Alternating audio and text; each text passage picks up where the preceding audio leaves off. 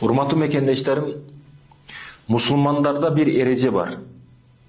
Мусулмандын көпчүгү бетинен дагы таза туруш керек деген мусулмандарда эреже бар. Бул дегени эмне дегени? Кээ бирөөлөр киндигинен астын башка бирөөнүн денеси деп ойлойт экен да. Кир самундарды колдонот, кир нерселерди колдонот, бола берет бул жака дейт. Ич кийимдерин карабайт. Жечи бир кытып берсең битон болуп даң деп жерге түшөт. Ошондой экен кээ бирөөлөр. Бирөөнүн денесине карагандай карайт экен бул жактарын, дене мүчөлөрүн. Бул жактар бетибизден дагы таза туруш керек, урматтуу мекендештер. Мусулмандын дааратканасы, ажатканасы, дааратканада даарат алабыз, ажатканада ажатты бүтүрөбүз. Ажатканасы үйүнөн дагы таза туруш керек. Себеби үйдө дагы кыла албаган ишибизди ошо ажатканада кылабыз.